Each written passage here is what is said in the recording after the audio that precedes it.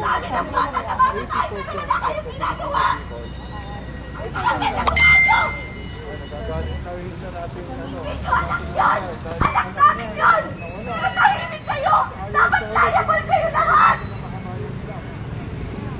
Dapat kayo makulong! Dapat kayo nasa bundok! Hindi yung mga anak namin!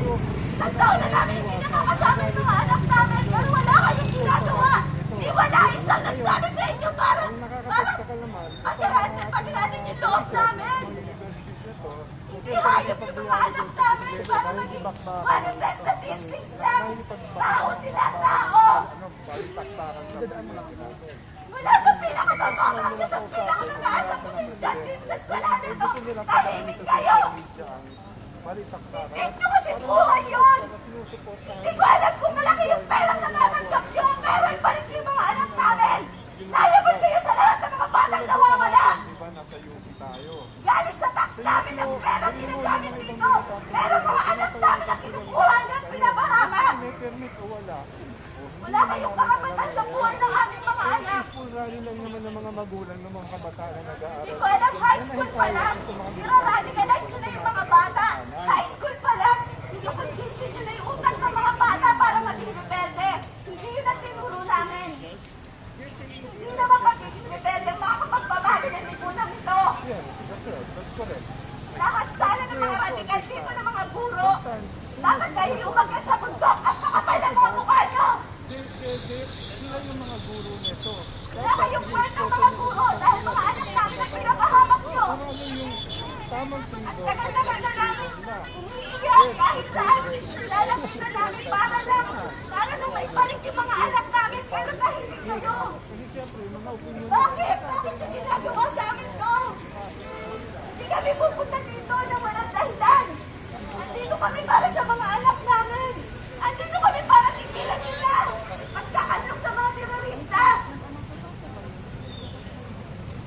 Nasaan ba yung mga puso nyo bilang tao? Bakit yung mga tao hinahayaan yung makapasok yung mga hindi estudyante? Bakit hinahayaan yung mag-recruit? May pamilya kayo! May mga anak kayo!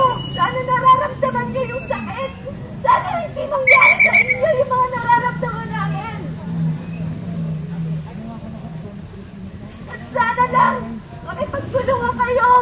Kahit hindi na sa gobyerno, sa mga magulang na lang! Amar Solo. Dahil buhay ng mga anak namin yung nakataya dito! Hindi buhay ng anak niyo, buhay namin!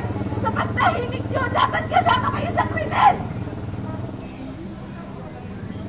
Hindi nyo alam yung sakit na dinadanas namin araw-araw. Sa pagtulog pa lang, tinitingnan namin yung higaan nila, wala. Yung kulang yung isang anak namin, wala. Pero kayo, ginagampanan nyo nga yung trabaho nyo, pero pinababayaan nyo naman na may mga batang namamatay.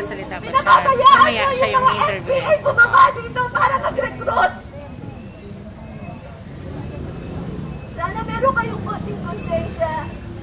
Sana mahabag kayo sa mga magulang. Representante lang kami ng mga magulang na kayo. Pero napakadami ng batang namamatay. Bakit tahimik kayo? Bakit ginagawa niyo to? Kayo ang gwardiya. Kayo ang dapat na nagpuprotekta sa mga kabataan. Pero kayo mismo yung nagsasabi. Wala kayong ginagawa. Sa pamunaan ng eskwelahan ito, hindi ko alam kung anong klaseng pamunuan ang meron dito na hinahayaan na lantaran ng pagre-recruit. Wala kayong ginagawa. Grabe kang nagawa, no? Sana maki-involve din kayo lalo na sa social media. Ginagamit lagi ang eskwelahan. Bakit hindi nyo mahuli yung mga yon? Eskwelahan nyo lagi ang pangunahing nagre-recruit. Bakit hindi nyo hulihin yun? Bakit hindi ko po inaano ang mga kayo. Hindi ko nga alam ang mga pangalan nyo, pero nakikiusap kami sa inyo. Ang mali ay isang mali. Buhay po ng mga bata yun. Buhay po ng mga anak namin yun. Sana magkaroon kayo ng konsensya na lang na huwag hayaang mapunta sa kung saan yung mga bata. Huwag hayaang napakadami na pong namamatay. Alam nyo naman yun. Sana po magkaisa po tayo. Sana magkaisa ang lahat ng mga naandito na namumuno. Natulungan nyo kami. At sana kaya nyo tibagin, pati ng pamunuan, yung mga recruitment dyan sa loob. Yung mga hindi na freedom of expression ang ginagawa nila, ang pagtatapon ng mga upuan. Dapat meron kayong pangil para ipatupad yung mga ganong gawain na mali. Dapat hindi nyo hinahayaan gawin yun. Dahil marami pong buhay ang naano nila nakukuha sa pamamagitan ng propaganda. Doon nagsisimula lahat. Doon din nakakakuha sila ng kabataan. At sana po, tigilan na.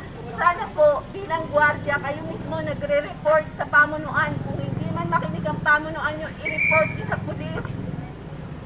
Tulong nyo na lang po yun sa aming mga magulang. Yun lang po. At gagawin ang highlight